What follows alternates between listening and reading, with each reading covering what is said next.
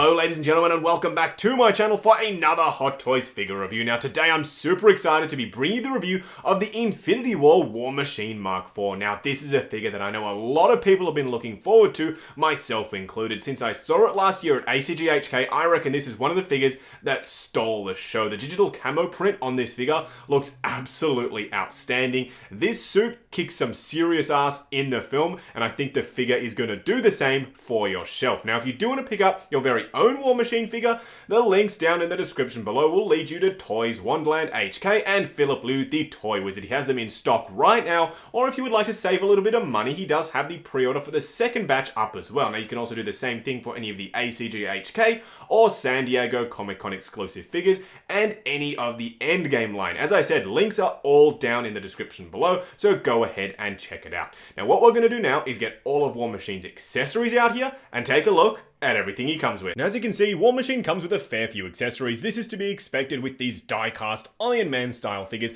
They come with more and more compared to some of the other figures which come with less accessories. Either way, let's take a look at the display base first. This is the classic, well, classic at least by now, Infinity War hexagonal display base. I love these because they're nice and compact. They have the uniform look across the entire line, so it creates a nice cohesive sort of mesh between all of them. Although you are sort of able to stick this dirt debris section down if you want to give that sort of Wakanda battle feel to the display base. I haven't used this on the cap, and I don't think I'm going to use it with War Machine. One omission, in my opinion, is the Sideshow exclusive bendy pole, and I say that obviously as a joke. It's not Sideshow exclusive at all. It's just because this guy's too heavy. I think they couldn't include the dynamic flight pole. They've instead opted for the crotch grabber, which I'm fine with, although you can't have this guy displayed in sort of aerial type combat poses. And in the film, I mean, that scene where he opens up the backpack and all of the rockets sort of come down and he rains fire on all the creatures, I would have liked to have been able to recreate that with the display base. Unfortunately, it's just not possible, and I'm a big fan of this style, so I wouldn't have rathered a bigger one, so I think this is a necessary trade-off. Either way, he does also come with this Gatling gun type cannon thing, which does peg into his back. It articulates really nicely. It's got a ball joint in there, a couple of swivels here and there, it goes up and down. I'll show you what this looks like on the figure. Don't worry, this will peg in quite nicely into his back, and it completes the look, so I'll pop that on the figure when he gets out here. He also does come with these sort of missile pod sections, and it looks like that's like a little radar or some sort of thing. Maybe it's for targeting, so these can pop onto his missile pods, which I'll show you later as well. We'll look at some of his hands. These are weapon, I think these are like these, not sonar, like the acoustic ones to sort of blast the enemies. They're pretty similar to what we got with the Mark III, and so too are these pieces here. They are sort of snap-on pieces which have the weapons on the top there, and you can pop these on the bottom of the arm, so you can install those to armor him up even further. And you can do the same thing with these little, I guess they're bullets. I mean, they are gold. They don't look like missiles. They could be. Either way, he does come with even more armors, and I'll show you where those peg on the figure. Now, he does come with the Don Cheadle head sculpt. Now, this is a point of controversy with a few collectors because, I mean, I guess we saw him with the helmet off because it's like that sort of retractable helmet effect, and he did have that on the Mark III as well, so I don't think this is entirely accurate, although I'm perfectly happy with this. If they can save money on this head sculpt to give us more accessories and the Outrider and stuff like that, I'm fine with it. Definitely do this all the way. However, that Iron Patriot is coming with a full Don Cheadle head sculpt that we'll be able to use with our other War Machine figures, so I am happy about that. It does look good though. The paintwork does look to be improved over the previous version, so we'll have to compare that in the comparison video. And then he does come with his faceplate with a nice amount of detail. Now do be careful, my magnet did come off. I just used a little bit of Gorilla Glue and stuck that back down, and hopefully that is now secure. Now I saved, I think, the best accessory for last, and this is the damaged Outrider. It's the exact same mold in terms of the actual shape of it as the initial one, which I do have off to the corner here, like a cooking video. Here's one I prepared earlier. You can see it's the same sort of shape and same pose, although this one is a lot more battle damage. It's crispy, if you will. You can see it's all singed. Now the details are rather soft on this, but I do like the paintwork. It does a great job of conveying the sort of singed Outriders when they were sort of creeping through the barrier. It does a really good job of looking like that from the film. Either way, I think we've spent a hell of a lot of time on the accessories. Why not move on to the figure himself? So what I'm going to do is get the figure out here and show you the armor. And here we have the War Machine Mark IV himself, and doesn't he look just beastly. Now, first of all, I want to apologize because the lights are super bright on the silver sections here, but you can see he does have a full head. It's not sort of in the ether. It does look really good though. I mean, they have nailed the look of the Mark IV from the film, right down to that digital camo print pattern. I really love this. It gives an added sort of depth to the figure that I think would have been missing if this was just all flat grey. I mean, some of the previous figures have had it, and they look really good, but I still think that this is far and above the best looking visually in terms of all the patterning and design work War Machine that we've gotten to date. You can still argue, obviously, that the Mark I or even the Mark III is the more interesting design-wise, but I reckon this guy is still a contender. He looks just that damn good. Now, in terms of some of the, I guess you could call them gimmicks that he does have, let's flip him around to his backpack. That's what Ryan called it in his video, and I'm going to do the same. Now, all these pieces are movable and articulatable, so you can move those forward. So these are like the rocket pod sections, and I'll do one side so you can see what it looks like, and then I'll leave the other side blank. These pieces can be moved out, so I'm pretty sure it's supposed to be out to the side like that. And then flipping him around, you can see that he has the missile pod displayed. Now, you can switch out this front panel piece, which isn't incredibly difficult to do, but if you don't have fingernails, then it might be, so you can use the little tool that they provide, but you can peg on the rocket pod section. That looks freaking awesome. I really like what they've done there with that rocket pod. Now, you can also armor him up even further by lifting up this piece here, and then you can peg in his little, I guess we decided these were bullets. I mean, they could be missiles as well, but as you can see, one half fully armored up, the other side completely blank, and he looks sweet. Now, the only other thing that he's missing is obviously his cannon. Really blurry, out of focus shot there, but either way, you can plug it in down the back there, and it can sit there nicely stored. But if you do want to have it ready to kill some Outriders, it is a little bit stiff to get out, so just wiggle it up and down. Don't just pull the peg straight out, because I'd be worried that you will snap it. But what you want to do is rotate this piece down, so you get a little bit more height, and then you can angle it off to the side, and then it does swivel at this joint as well. I'll focus that up while I'm talking, but you can swivel it there, so you can get it sort of off to the side like he has over one shoulder, and then let's peg it in at the top, just like so, and it pegs in quite nicely, and then we can have the cannon displayed on the other side. So now he's armored up on both sides, and you can sort of move it around to get it where you like, and I think that looks really good. I mean, I know a lot of people are going to have this guy fully armored up and ready to kick some ass, because in the film, that's exactly what he did. Now, quickly touching over some of the bits that I think are die-cast, I'm pretty sure these shoulder pads are die-cast, because if you listen, you can hear them sort of hit the plastic when you do move them around. They are spring-loaded, so do be careful, but you can get the arms up pretty nicely. Now, for those of you who know, I don't cover articulation, and I don't put the batteries in, because if it's not something that influences my opinion on the figure, I don't really tend to touch on it. And it doesn't really bother me how the lights look, because I never put the batteries in anyway, but I imagine this looking pretty sweet lit up with the eyes and everything. I mean, the articulation does look like it's just the same as a regular die-cast Iron Man figure. He is more bulky, but that doesn't look to hinder movement at all. Either way, as I was saying, the shoulder pads do a really nice job of getting out of the way,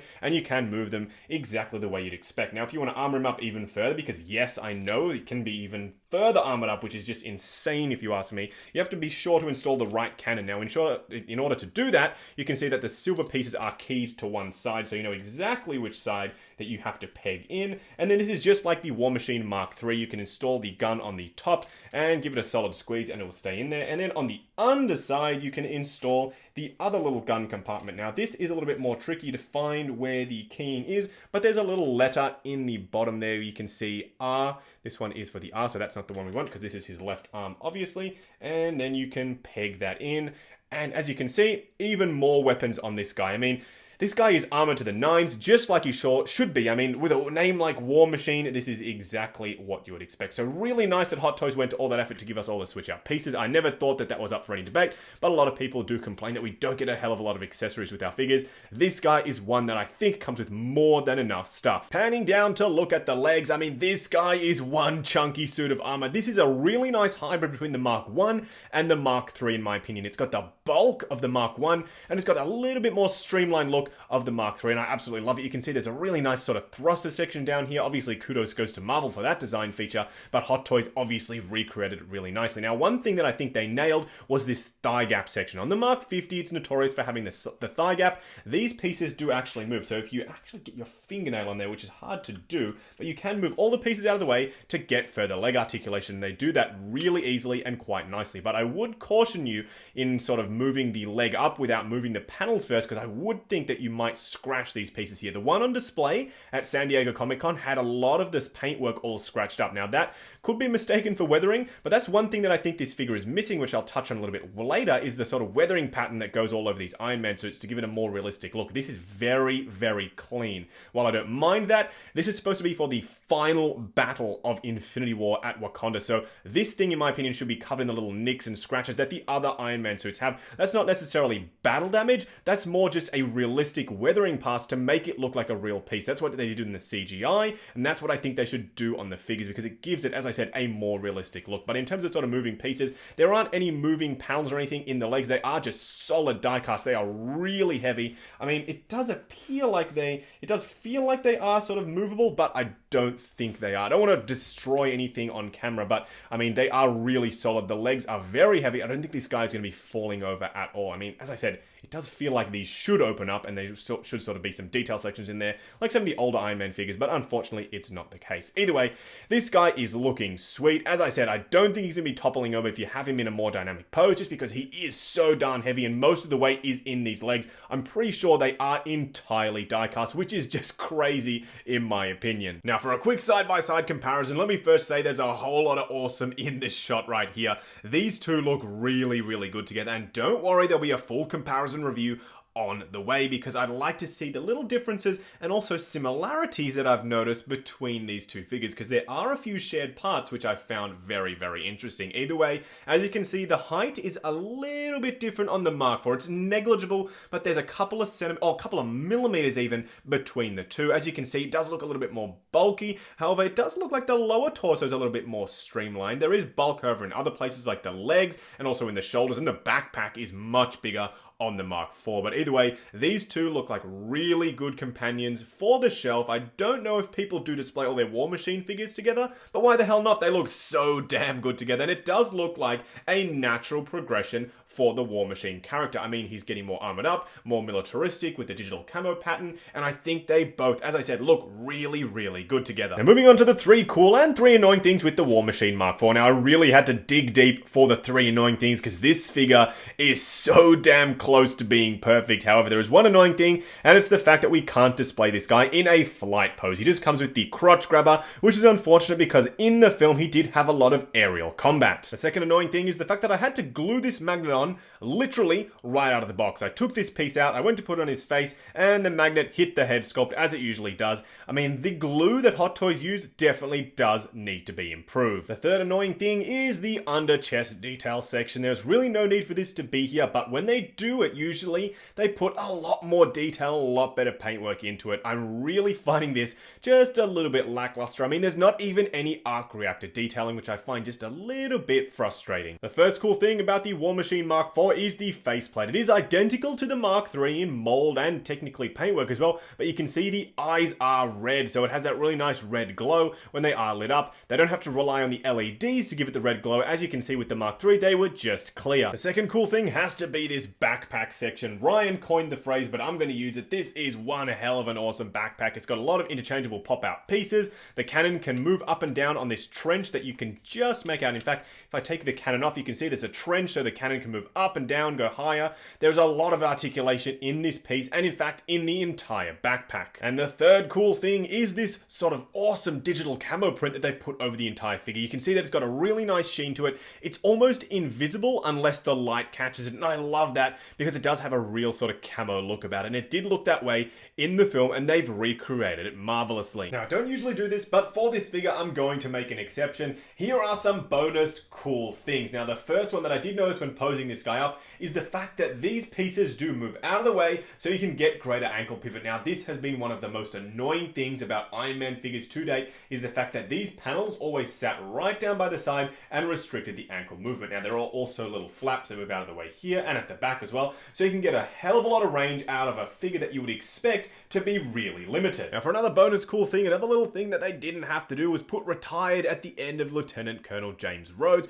but you can see that they've gone ahead and done that. On the box, box. They didn't, but I'm glad that they did because I'm pretty sure it said that in the film. Just wrapping up on this Mark IV die-cast War Machine figure, I am absolutely blown away with what Hot Toys have managed to do here. The fact that they've gone back to the drawing boards pretty much and re-engineered all of the pieces on this figure for pretty much a one-off release. I don't think we're going to see this again is insane. The amount of money that Hot Toys have poured into making this figure possible is super impressive. So too is the paintwork, the detail. I love the digital camo print on the film, and I also love it on the figure. It differentiates this figure enough, I think, from the previous ones for it to go on your shelf alongside them. I know there's that sort of old trope with the Iron Man style figures that you get one, you sort of get them all, but I think, as I said, this is different enough for you to warrant picking it up. It is really just that awesome. Now, a lot of people do think the Mark I is the best, and a lot of people think the Mark III is the best, and to that I say, look at this guy. He's pretty much a hybrid between the two. They took the best parts of the Mark I, being the bulk, being the heft, being the weight of this figure, and they've taken the best parts of the Mark III, being the sort of updated, more sleek design with all the integrated armor pieces. I'm stumbling over my words because of how awesome this figure is, and they put it all into this piece right here. He really is the best of both worlds, in my opinion. Now, obviously, the Mark VI is coming out, and the recently announced Iron Patriot, which looks to be an absolute beast. I have seen it in person, and if you haven't already, check out my San Diego Comic-Con coverage, and there will be even more coverage of ACGHK, and I assume those figures will be on display there as well. Now, either way, this guy is freaking awesome. I absolutely recommend him if you want to pick up your very own Mark IV War Machine. Hit up Philip Liu in the description below. His links are down there for the in-stock and pre-order version if you'd like to save yourself a little bit of money. His website is Toys Wonderland HK, and he is the Toy Wizard. You can also pick up any of the SDCC or ACGHK exclusive figures down there and pre-order any of the endgame stuff as well. So definitely do go ahead and check him out if you want to add this guy to your collection. Also check out Mint and Sealbox Media. The link is down there for that as well. Justin's Collector Group, and the giveaway that I've got going on this channel right now if you'd like to win yourself an Arkham City Batman. Either way, that's pretty much it for this video, guys. Like, comment, and subscribe, and I'll catch you in the next video.